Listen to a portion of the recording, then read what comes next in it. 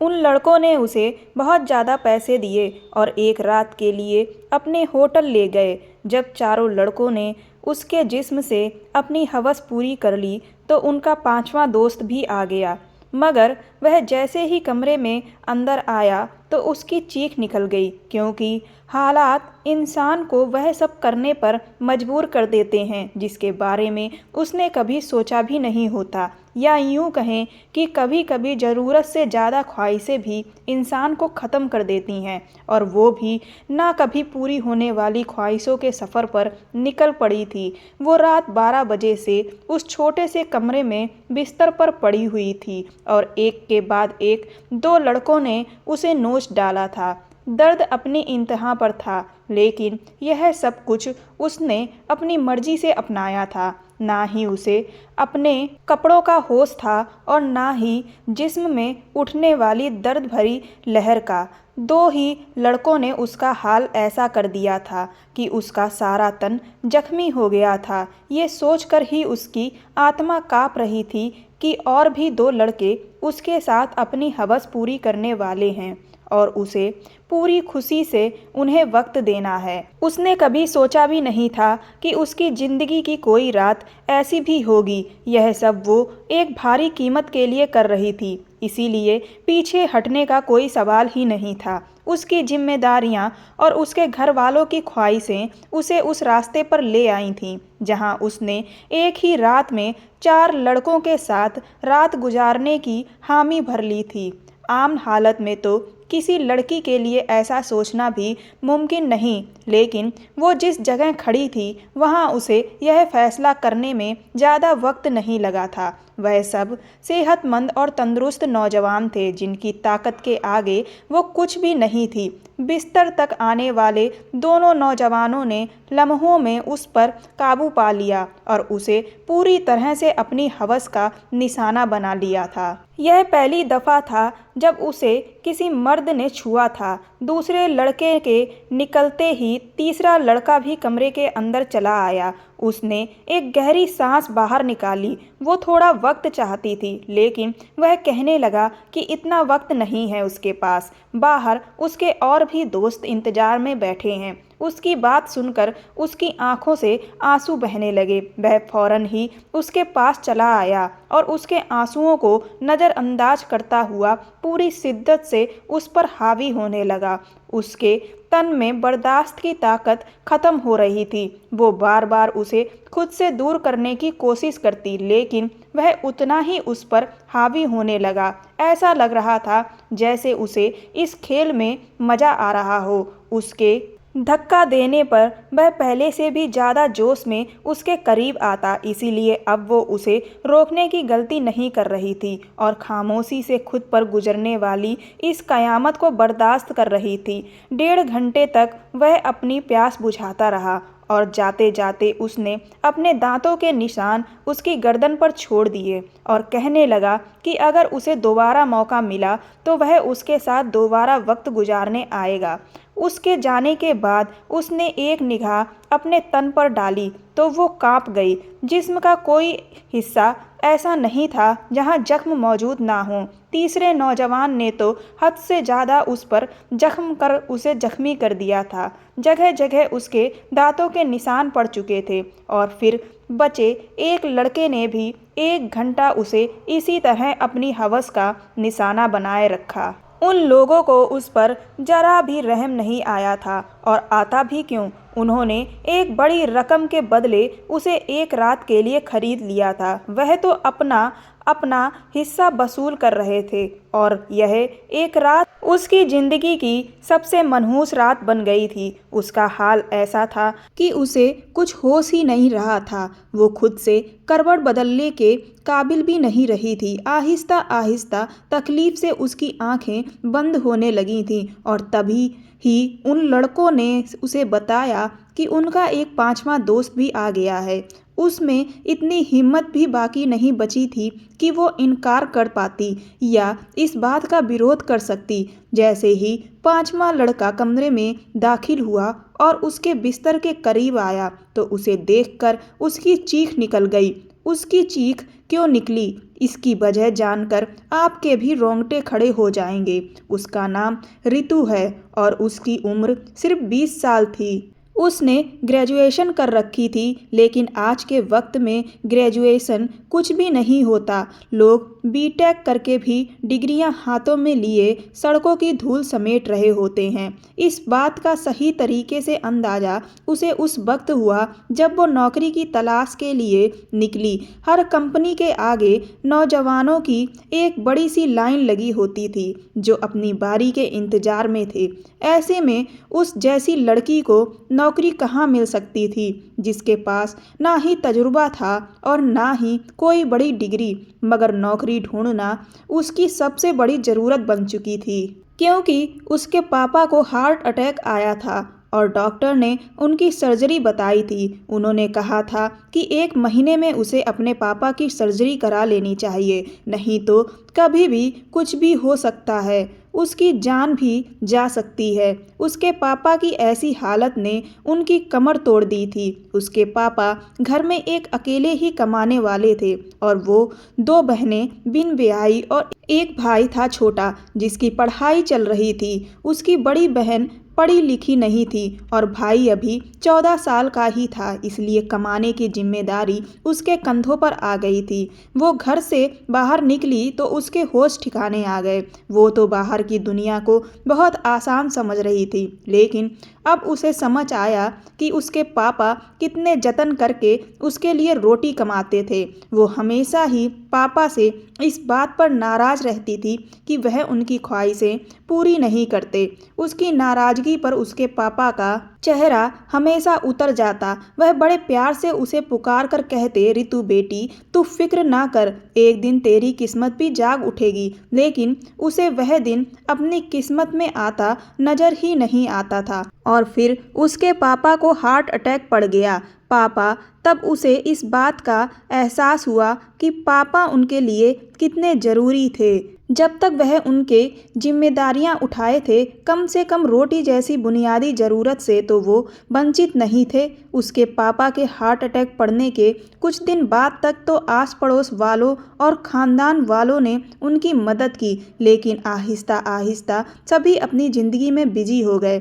आज के दौर में कौन किसी का पेट पाल सकता है। मजबूरन उसे ही नौकरी की तलाश के लिए घर से निकलना पड़ा और उसे समझ आ गया कि औरतों के लिए बाहर की दुनिया किस कदर मुश्किल है। स्कूल में ज़्यादा काम करने के बदले सिर्फ 6,000 मिल रहे थे, जिसमें से घर के बिल में सारे रुपए चले जाते। इसमें भी हर स्कूल वाले को उससे उसका तजुर्बा पूछते और उसका मुंह खाली रह जाता। बहुत तलाश करने के बावजूद भी कोई नौकरी ना मिली तो उसकी एक दोस्त के भाई के जरिए से उसे एक पिज्ज़ा हाउस में वेटर की नौकरी मिल गई। यह शहर के एक भीड़ भाड़ वाले इलाके में बना हुआ पिक्चर हाउस था, जहां हर वक्त ही मर्दों की बहुत ही ज़्यादा भीड़ रहती थी। रेड रंग का फिटिंग ड्रेस को उसके हवाले कर दिया गया, जिस पर पिज्ज़ा हाउस का नाम लिखा था और उसे अगले दिन से ही नौकरी पर बुला लिया गया। उस नौकरी के बड़े अजीब अजीब से काम थे जो उसे पूरे करने थे। उन्हें एक मॉडर्न सी लड़की वेटर के नाम पर चाहिए थी, जिसके छोटे छोटे से बाल कंधों पर फैले हुए हों और वह बहुत सारा मेकअप करके डाइनिंग हॉल में खड़ी हो। वो यूनिफॉर्म अपने बैग में डालकर वापस घर लौट आई थी। वो अभी तक फैसला नहीं कर पाई थी कि उसे यह नौकरी करनी है या नहीं, क्योंकि यह उसके लिए एक बहुत ही मुश्किल काम था। उसके पापा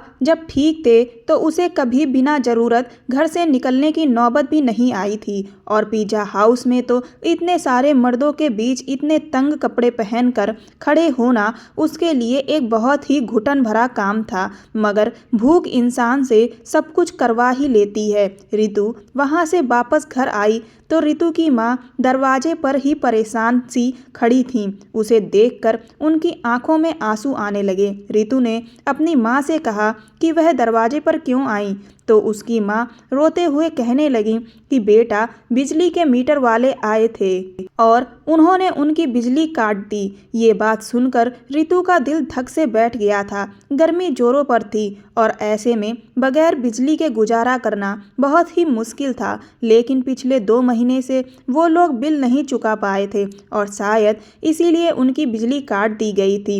रितु की माँ के आंसुओं ने उसके लिए फैसले को बहुत आसान कर दिया था। रितु ने अपनी माँ को गले लगाया और उन्हें बताया कि उसे एक अच्छी जगह नौकरी मिल गई है और कल से उसे नौकरी पर जाना है। रितु की माँ ने उसके सर पर हाथ फेरा और कहा कि अब तुम ही मेरा सहारा हो और तुम्हें ही अपने भाई की पढ़ाई का पैसा देना है और पापा के इलाज का इंतजाम करना है। रितु की माँ ने एक भारी जिम्मेदारी उसके कंधों पर डाल दी थी और वो सोच रही थी कि वो यह जिम्मेदारी कैसे निभाएगी, लेकिन उसे ही यह फर्ज निभाना था। उसकी माँ पूछ रही थी कि उसे नौकरी कहाँ मिली है, लेकिन वो उन्हें नहीं बताना चाहती थी कि उसे कहाँ नौकरी मिली है। इसीलिए रितु ने अपनी माँ से कह दिया कि एक बड़ी सी कंपनी में एक अच्छी नौकरी मिल गई है। उसकी नौकरी का वक्त दोपहर 3 से रात 11 तक था और यह बात वो बड़ी मुश्किल से बता पाई थी। उसकी नौकरी का वक्त जानकर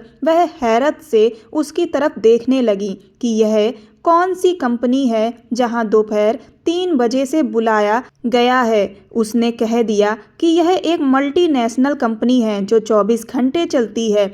इस वक्त उन्हें पैसों की इतनी ज़रूरत थी कि रितु की माँ ने और ज़्यादा सवाल करने की बजाय उसे तरक्की के ढेर सारे आशीर्वाद दिए और अगली दोपहर 2 बजे वो पिज़्ज़ा हाउस के लिए रवाना हो गई। उसे क्या खबर थी कि यहाँ से उसकी किस्मत उसे कहाँ ले जाने वाली है। उसने अपना यूनिफॉर्म पिज़्ज़ा हाउस में आकर बदल लिया था। मैनेजर ने उसे पिज़्ज़ा हाउस के दरवाजे के करीब ही खड़ा कर दिया और कहने लगा, आज तुम्हारा पहला दिन है, इसीलिए तुम हर आते जाते को इज्जत से वेलकम करोगी। और गुस्सा होकर कहा कि यह कैसा मुंह उठाकर आ गई हो, जाओ पहले मेकअप करो। मैनेजर की बात सुनकर वो शर्मिंदा हो गई क्योंकि उसके पास मेकअप नहीं था। वहाँ मौजूद एक दूसरी लड़की ने अपने मेकअप से उसके चेहरे का मेकअप किया। वह बड़ी तेजी से उसके चेहरे पर अपना हाथ चला रही थी और उसके बाद जब उसने आईने में खुद को देखा तो हैरान रह गई। उसे मालूम था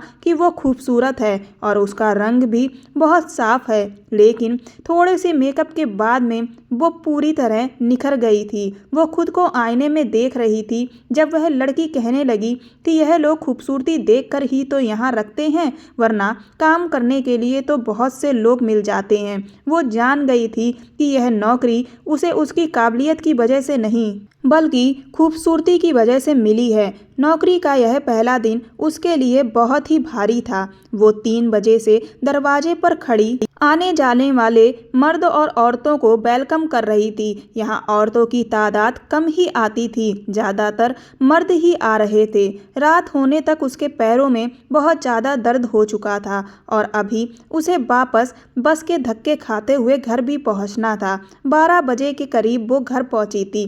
रितु की माँ उसके इंतजार में जाग रही थी। रितु ने अपनी माँ के साथ बैठकर खाना खाया और पापा के हाल चाल लिए, फिर फौरन ही बिस्तर पर लेट गई। उसे उन दिनों की बहुत याद आ रही थी जब उसके पापा ठीक थे। उसके पापा उसके सबसे ज़्यादा नखरे उठाया करते थे, फिर भी वो हमेशा उनसे किसी न किसी बात पर रूठ जाती थी। पैरों की तकलीफ से तड़पते तड़पते कब उसे नींद लग गई पता ही नहीं चला। अगले दिन वो फिर 2 बजे के करीब घर से निकल गई थी। आज उसे दरवाजे के पास खड़ा नहीं किया गया था, बल्कि ऑर्डर लेने का काम दिया गया था। यह काम उसे थोड़ा सा आसान लगा था, लेकिन कुछ ही देर में अंदाज़ा हो गया कि यह काम बिल्कुल भी आसान नहीं था। वो जिसके पास भी ऑर्डर लेने के लिए जाती, उनमें से अक्सर मर्द उसे सर से पांव तक देखते और मुस्कुराते। बदले में उसे भी मुस्कुराहट जाहिर करनी पड़ती, क्योंकि यह उसकी नौकरी का नियम था। जानबूझकर ऑर्डर देने में काफ़ी वक्त लगाते और कभी कभी तो ऑर्डर देते वक्त इस कदर करीब आ जाते कि उसकी सांस रुकने लगती। यह पिज़्ज़ा हाउस उस जैसी वेटर की वजह से ही चल रहा था। इस बात का अब उसे अच्छी तरह अंदाज़ा हो गया था कि यहाँ आने वाले ज़्यादातर मर्द लड़कियों की वजह से ही आते थे। दिन तेजी से गुजर रहे थे और उसे यहाँ नौकरी करते करते 1 महीना हो गया था। उस 1 महीने में काफ़ी कुछ ऐसा हुआ जो उसके लिए बहुत ही अजीब था। मर्दों की अजीब अजीब निगाहें, ऑर्डर देने के बहाने करीब आना और डबल मीनिंग शब्दों का प्रयोग। लेकिन इस नौकरी की सबसे अच्छी बात यह थी कि तनख्वाह से हटकर उसे 1 महीने में टिप के भी काफ़ी पैसे मिल गए थे। उसने उन पैसों से बिजली का बिल पे किया था और अपने पापा के लिए दवा लाई थी और भाई की फीस जमा की थी। 4 लड़के रोज ही शाम के वक्त पिज़्ज़ा हाउस आते और सबसे कोने वाली टेबल पर बैठ जाते और वो टेबल रितु के ही हिस्से में थी और रोजाना वो ही उनके पास ऑर्डर लेने के लिए जाती थी। आज भी वो उनके पास ऑर्डर लेने के लिए गई तो उनमें से एक लड़का पूछने लगा, तुम यहाँ बहुत मजबूरी में नौकरी करती हो ना? उसने हाँ कह दिया। उसने फौरन ही अपना कार्ड निकाल कर उसके आगे रखा और कहने लगा, तुम बहुत ही शरीफ लड़की लगती हो। अगर किसी भी मदद की ज़रूरत पड़े तो याद कर लेना। बिना सोचे समझे ही उसने वह कार्ड उठाकर अपने कोट की जेब में रख लिया। उसके बाद यह सिलसिला चल पड़ा। रोज ही वो उनका ऑर्डर लेने जाती और उनमें से कोई ना कोई उससे कोई सवाल पूछ लेता। रोजाना होने वाली इस मुलाकात की वजह से वो थोड़ी फ्रेंडली सी हो गई थी। दूसरा महीना भी पलक झपकते ही गुजर गया था और फिर रितु की माँ ने एक दिन उसे बताया कि तुम्हारी बड़ी बहन के लिए बहुत अच्छा रिश्ता आया है और वह लोग जल्दी शादी करना चाहते हैं। रितु अपनी माँ की बात सुनकर परेशान हो गई क्योंकि अभी तो उसने घर का खर्च ही अपने कंधे पर उठाया था। पापा जी की सर्जरी बाकी थी। शादी की जिम्मेदारी का वो सोच भी नहीं सकती थी। रितु की माँ कहने लगी, तुम अपनी कंपनी से लोन ले लो। इतनी बड़ी कंपनी है तो तेरी बहन की अच्छे से शादी हो जाएगी। उसकी बड़ी बहन भी 22 साल की हो रही थी और रितु की माँ उसकी तरफ से बहुत परेशान थी। अब रितु अपनी माँ को क्या बताती कि वो तो पिज़्ज़ा हाउस पर मामूली सी नौकरी कर रही थी। रितु ने अपनी माँ की बात का कोई जवाब नहीं दिया, लेकिन रितु को अपनी माँ की आंखों में चमकती हुई उम्मीद साफ दिखाई दे रही थी। रितु की माँ को यकीन था कि उसे कंपनी से लोन मिल जाएगा और वो सोच रही थी कि उसके झूठ ने उसे कहाँ फंसा दिया है।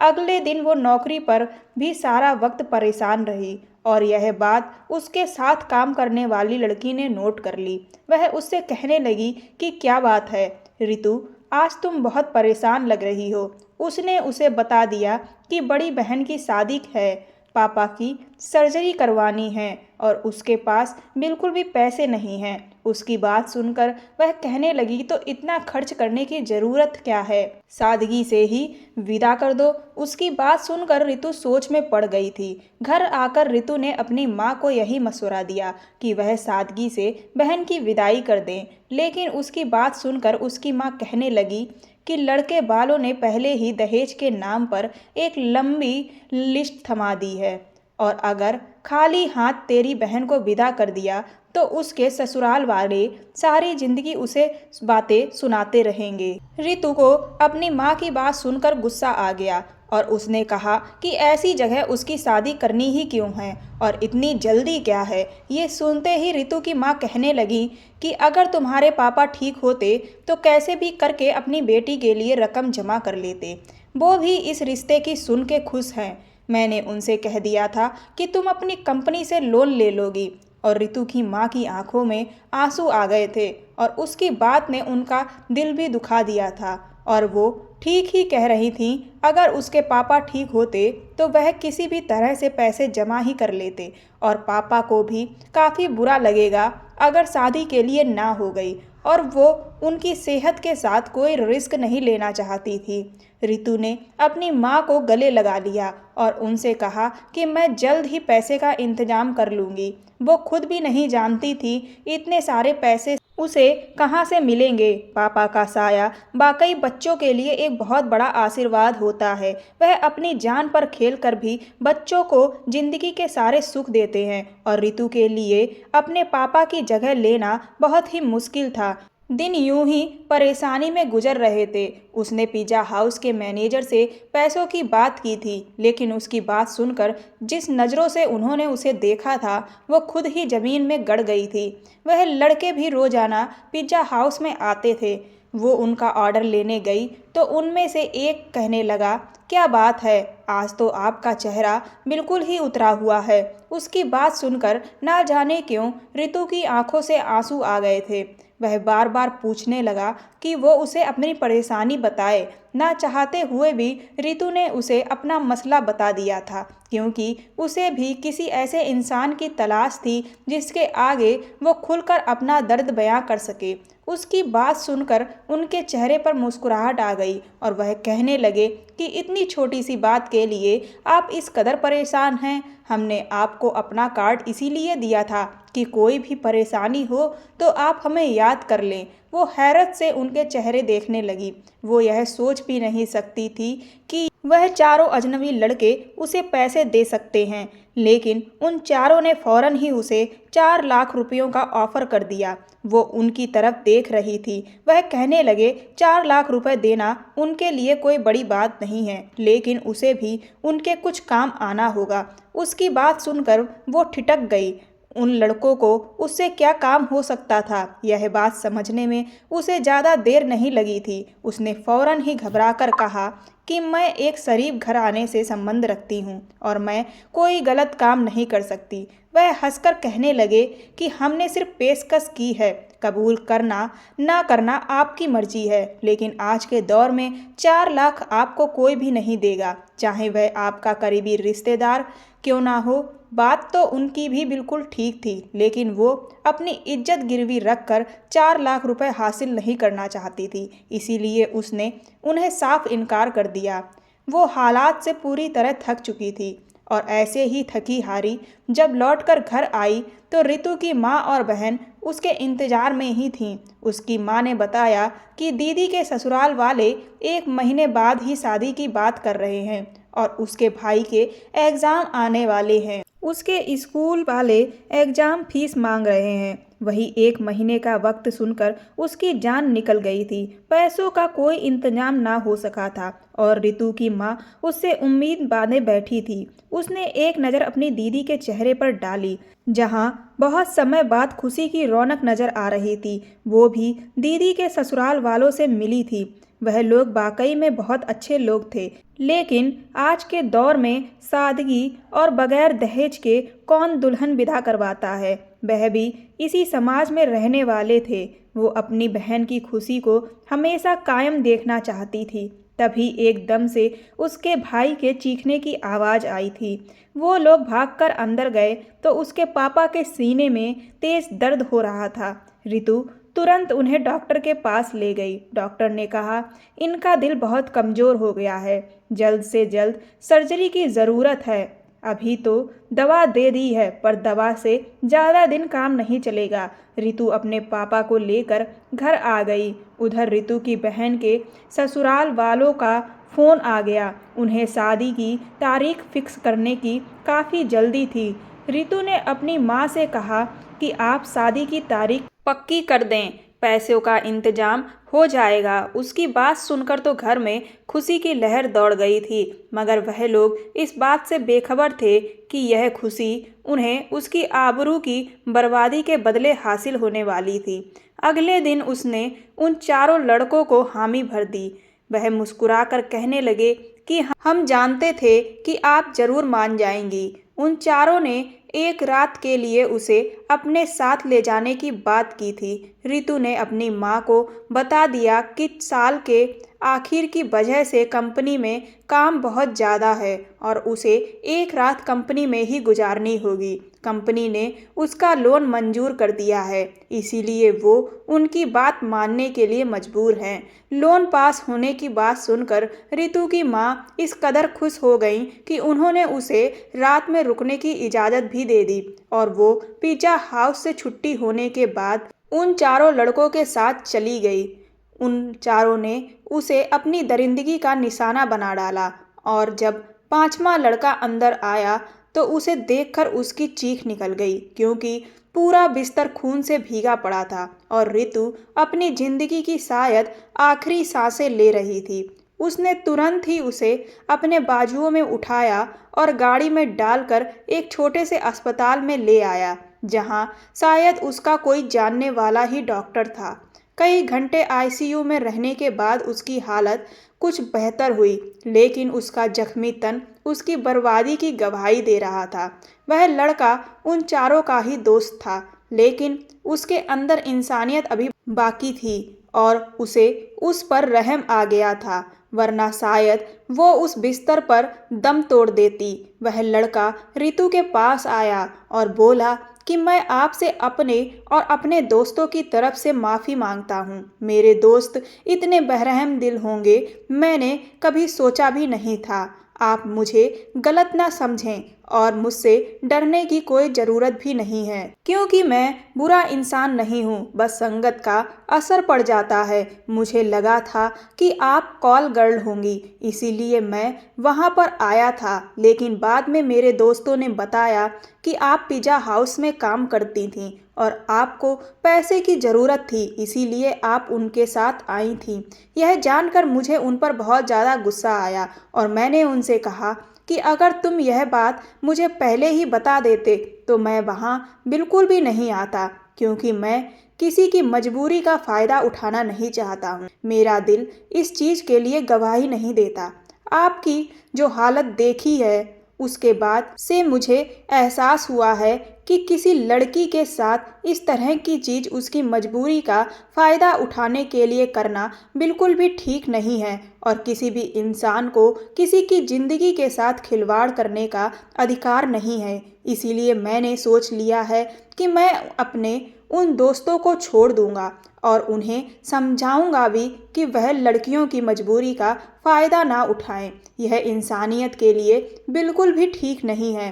रितु ने उससे कहा कि अच्छा लगा यह जान के कि इस दुनिया में बुरे लोगों के साथ साथ अच्छे लोग भी हैं जिन्हें किसी के दर्द से तकलीफ होती है, और मैंने आपको माफ़ कर दिया है, क्योंकि आप ना आते तो मैं शायद आज जिंदा ना होती। उसके बाद रितु ने उससे उसका फ़ोन मांगा और रितु ने अपनी माँ को फ़ोन करके बताया कि उसे कंपनी के काम से दूसरे शहर जाना पड़ रहा है। उसके ठीक होने पर उसे अस्पताल से छुट्टी मिल गई थी और रकम भी उसके हाथ आ गई थी, लेकिन अब कुछ भी पहले जैसा नहीं रहा था। उस लड़के ने उसे अपनी फैक्ट्री में नौकरी भी ऑफर की थी और यकीन दिलाया था कि वो वहाँ इज्जत से नौकरी कर सकेगी। आज इस घटना को 4 महीने गुजर गए हैं। उसकी बहन की शादी हो गई और उसके पापा की सर्जरी भी उसने करवा दी थी। अब वो भी ठीक हैं। रितु उस लड़के की फैक्ट्री में नौकरी कर रही थी और आज उस लड़के का बर्थडे है और वो उसकी बर्थडे पार्टी में जाने के लिए घर से निकल गई है।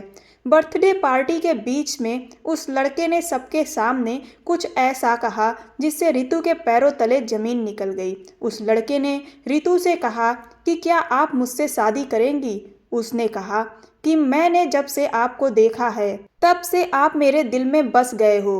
रितु भी मन ही मन उस लड़के को पसंद करने लगी थी और इन 4 महीनों में उसने ये भी देख लिया था कि वो लड़का एक नेक इंसान है और उसने अपने बुरे दोस्तों को तो तब ही छोड़ दिया था। रितु ने उसे हाँ कह दी। उसकी आंखों में अपने लिए प्यार देखकर रितु की आंखों में आंसू आ गए थे। उस लड़के ने सबके सामने रितु को अंगूठी पहना दी और रितु ने उसे गले से लगा लिया। दोनों के घर वालों ने मिलकर उसकी शादी तय कर दी। अगले महीने रितु की उस लड़के के साथ शादी है। रितु के भाई का भी अच्छे स्कूल में एडमिशन हो गया है और अब उसके घर में सब खुश हैं और रितु की ज़िंदगी भी खुशियों से भर गई है। लेकिन आज भी रितु को जब वो रात याद आती है तो उसकी रूह कांप जाती है। दोस्तों, रितु एक बात अच्छी तरह से जान गई थी कि आज के इस दौर में बगैर किसी मतलब के मदद करने वाले लोगों की गिनती ना होने के बराबर है। हमेशा छोटी मोटी नौकरी करने वाली लड़कियों को इज्जत की नज़र से देखें, क्योंकि वह बहुत ही मजबूरी की हालत में अपने घरों से निकलती हैं, चाहे फिर वह तंग कपड़े पहनकर किसी पिज्ज़ा हाउस के दरवाजे पर ही क्यों ना खड़ी हों। अगर आपको यह कहानी पसंद आई हो तो मेरे चैनल को सब्सक्राइब कर दें, वीडियो को लाइक कर दें। धन्यवाद।